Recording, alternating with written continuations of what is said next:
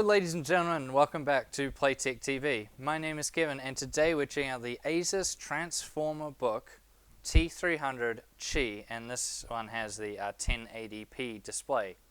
So this guy is more like a tablet with an add-on keyboard than a straight up laptop, but it's also an interesting and kind of unique approach, I think, and as we'll explain, it's really quite cool, so you really do want to watch this video.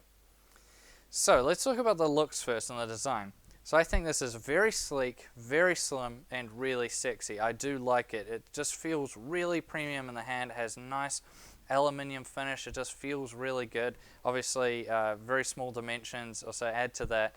And the fact that you can pull it off its hinge is really quite cool. So it's not attached with any cables or anything like that. No quick releases. It's all done via magnets.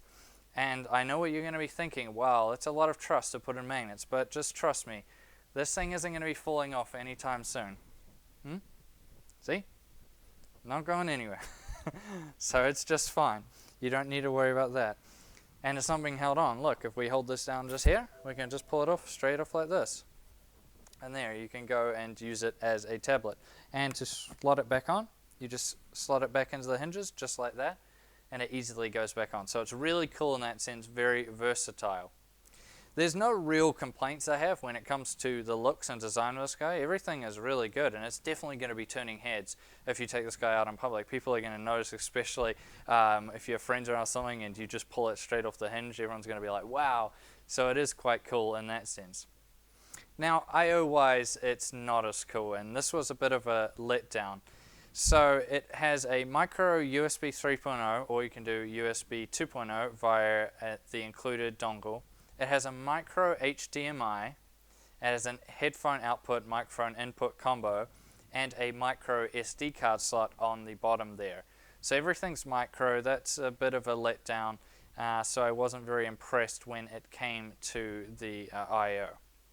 However, let's go over the rest of the specs then. So that nice screen you're looking at is a 12.5-inch full HD LED backlit touchscreen, so obviously 1080p display with 10-finger multi-touch support. Now the processor, this is what a lot of people have been talking about, is the Intel Core M 5Y71. So that's a 14 nanometer 2-core or dual core with hyper-threading, 1.2 gigahertz base clock, but will boost up to 2.9 gigahertz, and features a 4.5 watt TDP, so really impressive there. Memory wise, just 4 gigabytes at 1600 megahertz. Storage is a 128 gigabyte SSD. The operating system is Windows 8.1 64-bit. Yes, you heard that correctly. Audio is done by Realtek Audio. The video is Intel HD Graphics 5300. And dimensions for the tablet and dock combined, it's 317.8 by 191.6 by 16.5 millimeters, so very slim there. And weight-wise for the tablet and the dock together, it's coming in at 1.44 kilograms, which is pretty average. It's nothing too impressive that way. Now let's talk about that 12.5-inch display there, 1080p display. So it goes pretty bright. I was quite impressed with the brightness, and it has really good viewing angles as well, which is kind of a necessity if this is going to turn into a tablet as well. So you can be showing people things, or people can be sitting beside you all viewing media and not get bad color shifts or anything like that. And viewing angle-wise, it was very good. However, the saturation felt a little bit off at times. I don't know exactly what it is, but it didn't seem as perfect as I would like it to be. And so it just seemed a little bit off, but it's not really a big issue. That's just a minor complaint there. So for the most part, the screen was really solid. However, that cannot be said about the sound. So it has 2 speakers on either side of the tablet. They're not very good, and that's okay, they're pathetic. I'll just put it that way. The volume is absolutely pathetic. So I had this on 100% volume the entire time, and no, I'm not deaf. It's just you need to have it up that high or you can't hear anything. It's way too low. It's way too quiet. And even then, the audio quality itself was really bad. It just seemed really shallow and tinny and just unimpressive. I just didn't think it was that good. And you may say, well, tablets aren't going to have as good an audio quality as conventional laptops. Yes, I am aware of this. I'm comparing it to other tablet sound quality as well. It's just not good. It's just way too quiet and way too shallow, so I really didn't like that. Now the keyboard, however, you might think as a kind of add-on, might not be that good. Because it has no physical connections, it has its own battery, which is a little bit of an annoyance since you need to charge it via micro USB, so that's just something you're going to have to do every now and again, and it connects to the tablet itself via Bluetooth. It actually worked pretty well, so a lot better than you might have assumed. I've used quite a few sort of those tablet add-on keyboards, and I've never been impressed by any of them. But this guy, while not being that impressive, definitely wasn't bad. You can use the keyboard very solidly. I typed up a bunch of stuff on it, and it was very good in that sense. So it's going to be great for if you needed to be typing out Word documents or anything like that. You're going to be able to type for a long period of time, and it's going to be doing you really well. I didn't mess up too much, or hit the wrong keys, or have something register when I didn't want it to, or anything like that that sometimes you get with other tablet add-on keyboards. It was just really good. So a lot better than I initially thought it would be. The touchpad also worked really well. A lot more impressive than I thought. It slid very easily. My finger slid across it very easily. The size, although being a bit small, was still okay. Its sensitivity kind of made up for it, so it was still very accurate, clicking things and everything. That was all fine. So yeah, I have no real complaints when it comes to the touchpad. And performance. So this is where I was most impressed. So a lot of people may be talking about that Core M processor, and I thought, oh, well, we'll see for myself how well it does. And it did really, really good. For media consumption, watching YouTube videos, 4K YouTube videos, or anything like that, it did really, really well. It just handled it all perfectly, and I had no complaints. There was no stuttering, no lag, no nothing. Handles browsing like a boss as well, having like heaps of Chrome tabs open or anything like that. It does very, very well, and there's no lag between switching between them or anything like that. It does all of it very, very good, so that was quite good.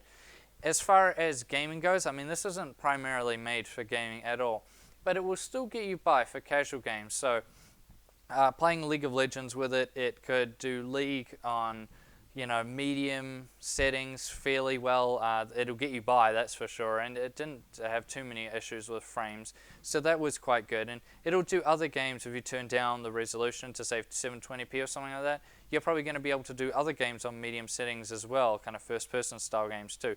So it will get you by in for casual games, but don't think this will do anything more than that. But as far as other performance goes in terms of media and just general use, it was absolutely perfect. That Core M is very impressive. Now heat and noise. So noise-wise, it did 10 out of 10 because there's no fans on it. It's fanless, so there was no noise at all. It was completely quiet the whole time, so yeah, perfect. Completely silent. However, heat-wise, that's a different story. So in the bottom right-hand corner, it seems to be where all the heat is, and I'm guessing that's where the processor lies. It doesn't really matter too much if you're just sitting this on your lap. By the way, it can be quite top heavy at times, so if you have the screen tilted all the way back on the hinge, it will have a kind of, it doesn't take much for it to flip straight over onto its back. But if you're just holding it, that's when you notice it, because so you can really feel that heat in the bottom right hand corner. It does get quite hot. Aside from that though, it was very good, and that's only when I was watching videos and stuff like that, a lot of media, that it tended to get quite hot. Otherwise, it stayed relatively cool. So heat-wise, it was okay. Now, battery life. If I had to sum it up in one word for this guy, it would be sporadic. So with power use, as I was watching lots of 1080p videos and stuff like that, it would only do about 3 hours, 15 minutes, thereabout. Which isn't very impressive, especially when you're comparing, well, if you're comparing this to Ultrabooks, which one of the main big things of Ultrabooks is having long battery life, and this guy just doesn't do that for power use anyways. However, when I was just doing more casual use on it, browsing the web, stuff that isn't, maybe typing up a document, anything like that, the battery life went way, way up, dropping the brightness down as well. That was when I said I was watching movies, that was with brightness all the way maxed up, obviously volume maxed as well. But yeah, if you turn the brightness down and you're just doing more basic things, just browsing the web and stuff like that, then the battery life can go up to, around 6 hours. So it's very sporadic, and it really depends on what you're kind of doing with it and what settings you obviously have. So yeah, it can be quite up and down. It's a bit of a roller coaster. So that brings us now to the conclusion. So design-wise, sexy and sleek. A lot of people are going to like it. It's going to turn a lot of heads, especially when you pull this off the hinge and stuff like that. And I think it all fits together really neatly, tidily. It's really nice having, you don't need any quick releases to take it off. You can just straight pull it off. So that's really cool as well. The battery life, as I said, is a bit of a roller coaster. And in general, I just find this guy quite interesting. It falls on a weird part of the market, it seems. It's less portable than a tablet, because even if you just take this as a tablet, it's still quite large. And it's not as overall solid as an Ultrabook in terms of flexibility with I/O, having a bigger and more proper keyboard or anything like that, and definitely in battery life. So this kind of falls into a strange area, but that's not necessarily bad. And I'm not going to knock this guy too much because of it, because it is quite unique. So I think it's just something that's going to appeal to certain users out there, and for them it's probably going to be absolutely perfect, this kind of two-in-one combo of a computer, between a laptop and a tablet. And it does that quite well, but just not as good as a straight-up tablet, and not as good as a straight-up laptop or Ultrabook. But I mean, again, like, what are you expecting from this guy? I mean, you can't get everything for nothing. So it still does a fairly good job. Now, I thank you all for watching this video. Please subscribe to Playtech TV if you haven't already. And as always, I'll see you guys next time.